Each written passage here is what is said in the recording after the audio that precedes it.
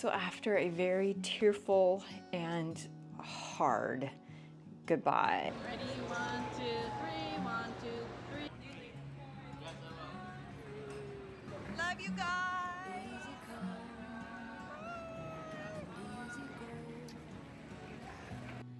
Lots and lots of tears, lots and lots of hugs. We hopped on the plane and, well, we actually went through TSA. It was just horrendous saying goodbye. Just because it's just, we're going into the unknowns. We had no idea what to expect when we got here because we've never been to Japan. We've never gone anywhere. We've lived in Hawaii for 27 years. But now that we are going, we got the job in Japan, going overseas, they consider us kind of like active duty. They're treating us just so kindly and incredibly and providing for us and helping arrange things. So they arranged the flights, got through TSA, and well, my husband packed his pocket knife and got it confiscated.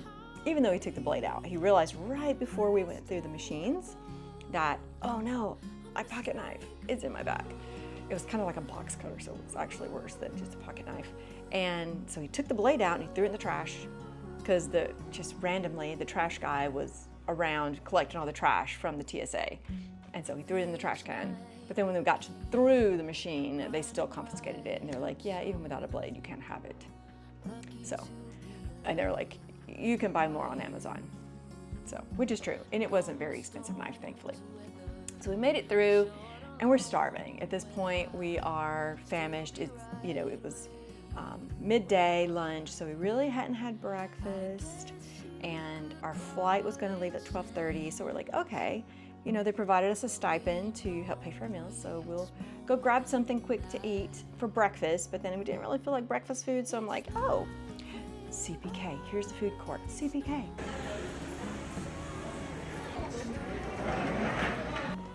Oh my goodness, why is airport food so expensive? It should be against the law to have to charge people what they charge people for just a small little pizza. Was $25, and then a small little salad. $25. I'm like, oh my gosh! And I got a water. I don't remember how much the water was. It was probably $25, but it was. I was like, okay. And they were like, oh, let's get to our gate before we get snacks. Well, our gate was all the way C terminal. It was so far. We got there weren't really any snacks around, and we totally forgot. But that's okay, because departing out our window was one of the, may have been Japan Airlines or ANA, I'm not sure which airlines, but this beautiful, cute little, it wasn't little, huge plane, and it was painted like a Honu, like a sea turtle, and it was so cute. So we got distracted by that. He was able to get our seats changed, which was so effortless. We had center aisle seats, which was going to be a pain because the flight was going to be almost 10 hours. And I was like, oh, can we please get a window seat? One, so I could see out, and two, to have somewhere to lay, because I like to lay on the window when I sleep. So he did, and they did. They gave us a window seat, and like the two seats that are by the window. But we know it's more than that. It was amazing. It was so great. And then we got to our seats, and they had these beautiful, like very bougie, pillow and blanket. The blanket was like, had trim around it, and the pillow had this beautiful design. I'm like, oh, so nice. And then they came around and gave us eye mask and earbuds, and in the pack it was so cute. It was very bougie. It matched the blanket and the pillow, but it wasn't like the typical Hawaiian Airlines logo or pattern. It was a different like design. It was beautiful. It was like, wow, it feels so special. And then they came around and did drink service, and instead of just giving like, oh, here's one little cup with all iced and like one drink of soda or whatever, she's like, oh, would you like the whole can? And you never hardly get that. And I was like, yes, I would like the whole can. I had a Coke Zero, which was probably not that great, but I needed a little caffeine because I was getting a little headache from the dehydration and just the stress and the grieving of leaving everybody.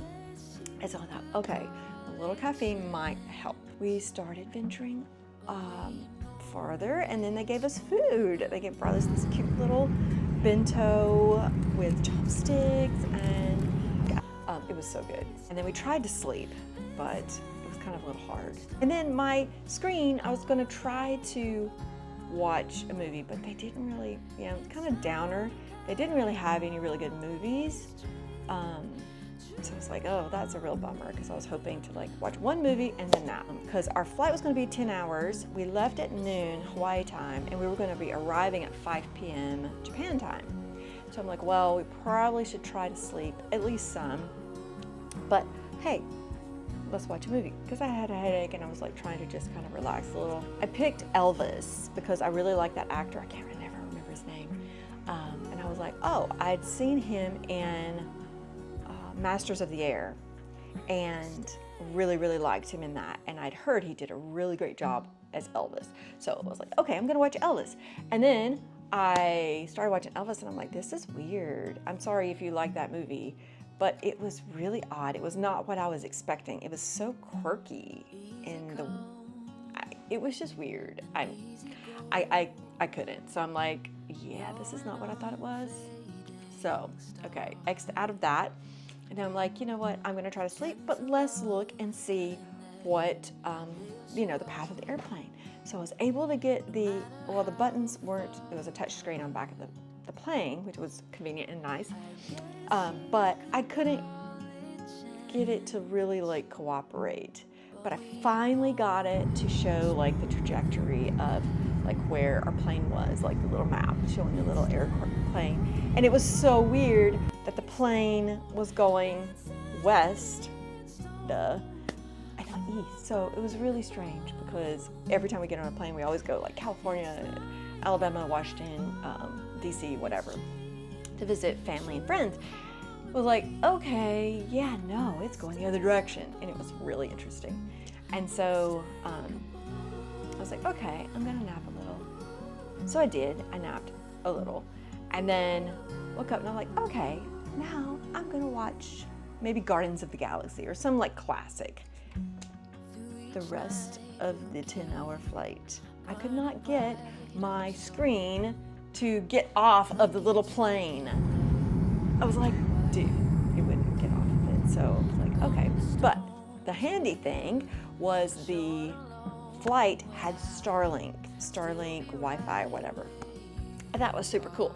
So basically, I spent my free time like updating my kids, updating my friends, texting and looking at things, and kind of, getting my bearings for when we landed and stuff. And so that was really convenient. It was so nice. It was so nice to have Starlink.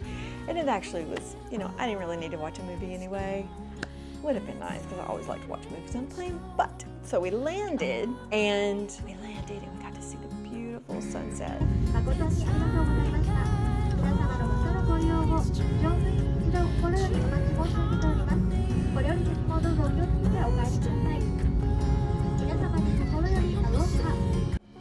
was like, oh, out the window. It's like,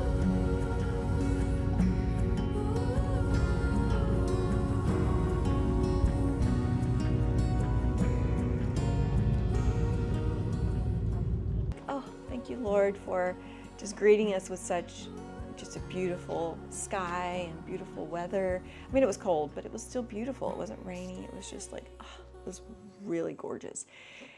And so we park, and then they told us